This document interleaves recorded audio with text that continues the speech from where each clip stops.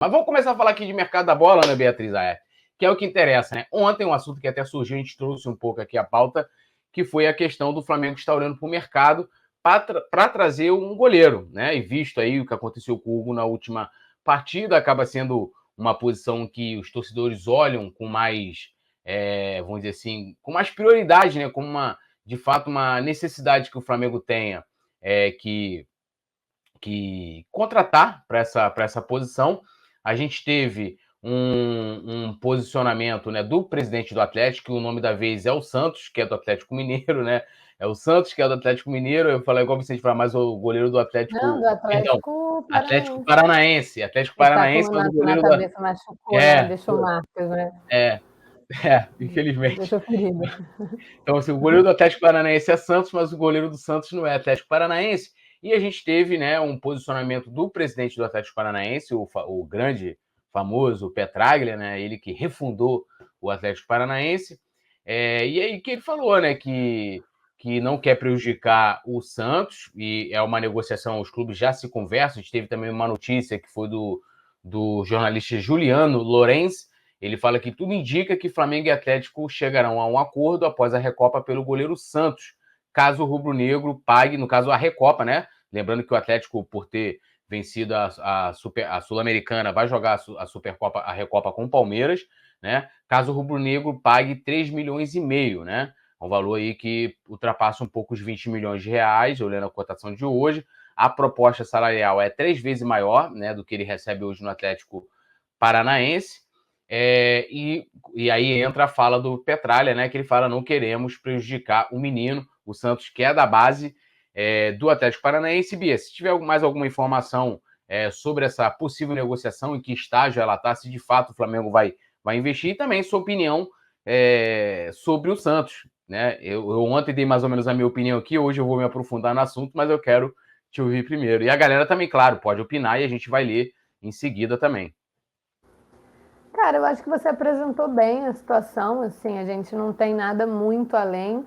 As negociações a gente já se preparava mesmo para que elas avançassem, havia um otimismo ali, tanto do Flamengo quanto do Atlético Paranaense, que já deixou claro, assim, a gente...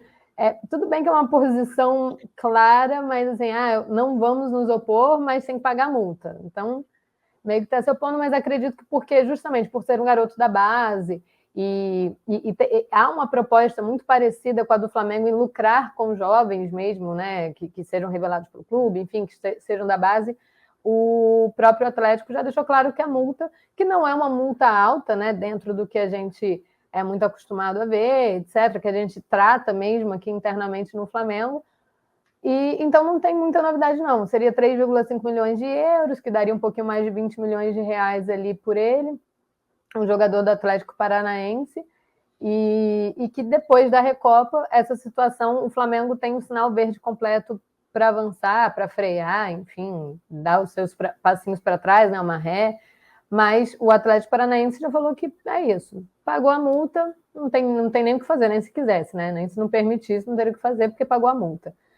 A minha opinião eu não sei, eu acho o Santos um dos melhores ali, pelo menos que consegue se manter num destaque em solo nacional, né? A gente está falando aqui de futebol nacional, então dentro da Série A é um jogador que consegue se manter em destaque, é um jogador que eu costumo analisar muito na questão em que, por exemplo, você não precisa acompanhar muito a firme aquele time para saber quem é o jogador, para acompanhar, para ter algum jogo dele na memória. Eu tenho jogos do Atlético Paranaense na memória em que ele foi bem e que não necessariamente era com o Flamengo, mas acho um jogador legal, acho um jogador interessante, mas não acho que seja um jogador para reserva do Diego Alves. Ainda não acho que seja um jogador para reserva do Diego Alves. Já falei aqui, o Diego Alves, apesar das condições físicas, estou considerando saudável, tá? Primeiro estou analisando de uma forma saudável. Apesar dessas condições físicas, o Diego Alves, para mim, ele foi fundamental em diversos momentos pontuais da temporada 2021. Sempre vou ressaltar aqui a semifinal da Libertadores contra o Barcelona, que se não fosse o Diego na ida, na volta, tivemos o Bruno Henrique, que foi brilhante. O Bruno Henrique foi brilhante, mas o Diego Alves, o que o Diego Alves fechou na ida e na volta é absurdo. Assim, ele fez boníssimas partidas, impecáveis quase. Acho também que em alguns momentos daquele início ali da fase mata-mata mesmo com o Renato, foi até um jogo em Brasília, se não me engano, foi das próprias oitavas de final, em que ele também foi muito bem. Tivemos a Supercopa do Brasil, né, que eu nem preciso me aprofundar muito sobre ela, mas se não fosse um outro goleiro tão experiente, talvez não conseguisse desestabilizar, não só fechar o gol, mas desestabilizar o jogador do Palmeiras, como ele fez também. Então, além de cuidar do gol, ele teve um controle psicológico até para entrar na mente do adversário. Então, o Diego Alves, saudável fisicamente, ele é muito bom. Ele é um bom goleiro, um goleiro que consegue... porque eu já vi aqui até no chat a galera falando assim, ele falhou ali no Madureira, poderia defender aquela bola. Sim, mas aí no Madureira a gente vai entrar naquela questão, né, em que ele veio de férias, primeiro jogo da temporada, se recuperando de alguma questão que não foi muito clara pelo clube. O clube nunca alegou uma lesão, mas ele não tinha condições, por vezes nem foi relacionado. Então, eu acho que isso tudo interfere. Aquele jogo, aquele campo do Madureira, aquele jogo, enfim, que era um sistema, um teste do Paulo Souza, em que o sistema defensivo, que é a parte do time que precisa de ajuste, precisava ainda mais, porque estava jogando com Noga, Cleiton, enfim, completamente mexido. E acho que várias questões se justificam. Quando eu digo que o Flamengo precisa de um goleiro, eu quero um goleiro que consiga, de fato, fazer sombra. Ou não um goleiro que pelo menos seja ali no mesmo nível do Diego Alves, um goleiro que talvez cometa as mesmas falhas que a galera reclama do Diego Alves. Eu quero um goleiro que consiga, de fato, fazer sombra, que consiga, de fato, ser experiente, que consiga, de fato, me trazer uma segurança maior do que o que eu tenho no Diego Alves e no Hugo. Porque eu tenho segurança no Hugo. Eu gosto do Hugo. Eu só acho que o Hugo não está preparado. Eu acho que o Hugo precisa de um tempo, precisa de espaço para treinar e melhorar alguns fundamentos que ele ainda não conseguiu evoluir, que ele não conseguiu melhorar esse desempenho. Acho que ele é impecável nos que ele já é bom. Eu acho que ele é impecável, inclusive o que o mantém ali como uma opção, mas ele precisa de um espaço para conseguir desenvolver e treinar. Eu não acho que o Hugo está pronto para a responsabilidade de ser reserva do Diego Alves, que com certeza vai ser desfalque por muitos jogos na temporada. Então, assim, eu quero alguém que tenha condição de até trazer um incômodo mesmo para o Diego Alves, sabe? Na questão assim, se eu não me recuperar logo, se eu não tiver em condição 100%, mesmo eu voltando, esse cara experiente que está ali fazendo sombra para mim pode assumir minha posição e vai ser difícil de recuperá-la de volta. O Diego não acha difícil recuperar a posição na competição com o Hugo. E eu acho que ele não vai achar dificuldade em recuperar a posição em uma disputa com o Santos.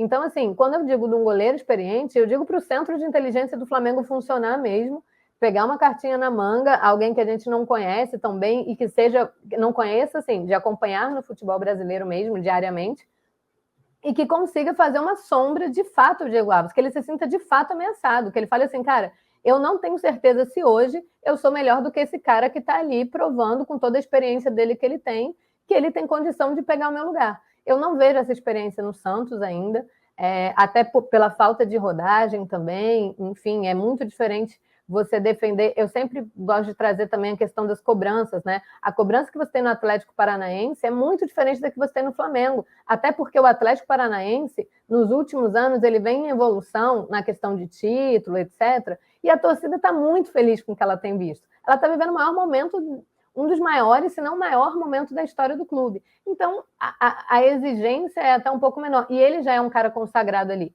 A exigência que ele tem hoje é muito menor do que a que ele vai encontrar aqui em uma posição tão carente. Então, assim, não estou falando só sobre a qualidade dele, mas também sobre o que o Flamengo precisa. E aí eu não acho que o Santos é esse cara indicado para suprir justamente as carências do Flamengo. Eu acho que ele não vem trazendo nada tão além do que a gente vê com o Hugo, ou nada tão além do que a gente vê com o Diego Alves. Então, eu acho que é meio que uma falta de criatividade ou de vontade de trabalhar para buscar alguém que seja mais interessante, sabe? Que seja mais experiente. Então, eu acho essa avaliação. Acho um bom goleiro? Acho. Se é indicado ideal para o Flamengo? Acho que não. Não vejo ele me trazendo mais confiança do que as que eu tenho hoje nas minhas duas peças. Né? O pessoal vai achar que... Mas eu concordo plenamente com você. Eu acho que ele se equivale aos goleiros que a gente tem hoje no time. E eu acho que se você vai fazer um investimento, porque eu vou até passar aqui, ó, mais algumas informações sobre o Santos.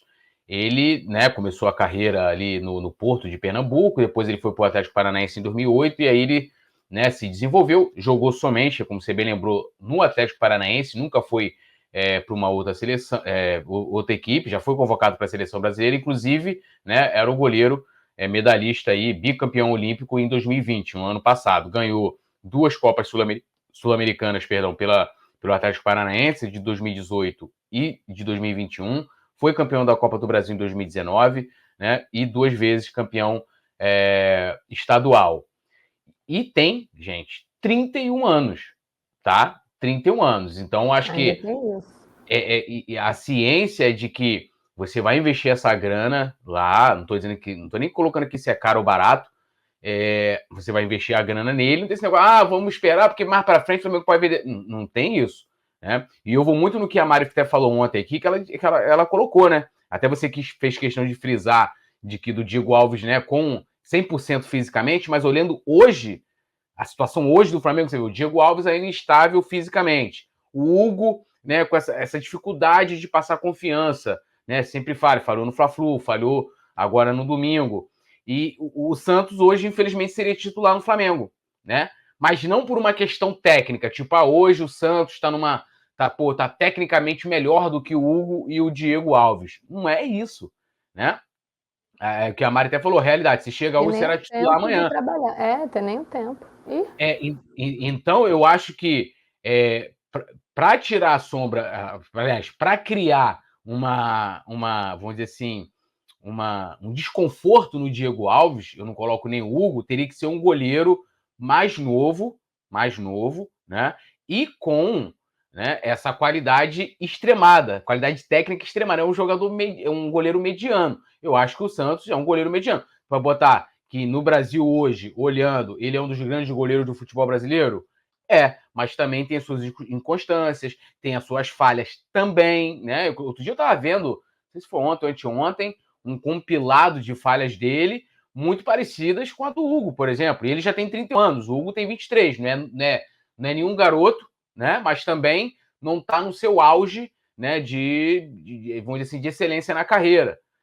Já o Santos já está em descendência, né? Ele já atingiu o ápice, né, da carreira e está agora, lógico, a experiência contra muito. A gente vê o próprio Diego Alves. Para mim, o Diego Alves 100%, ele está no patamar do Everton, do Palmeiras.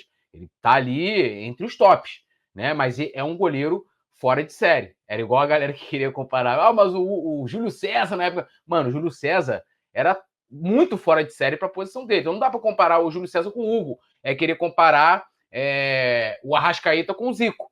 O Arrascaeta é gênio, joga pra. O Zico, mas o Zico tá assim, meu irmão. Tipo, o Zico era de outro planeta. Tanto que muitos colocam que depois do Pelé, o Zico é o maior jogador da história do futebol brasileiro. Simplesmente. Ou pode ser até o terceiro, pode ter o Garrincha. Apesar de ter outras pessoas, historiadores, inclusive, que dizem que o Garrincha jogou muito mais. Mas, assim, para você ver, assim, o nível, né? Mas eu vou dar uma lida aqui no pessoal, tá questionamentos aqui, inclusive, pra gente também, ô Bia. E aí depois a gente vai seguindo com a pauta, ó. Sabe Vambora. quem tá aqui?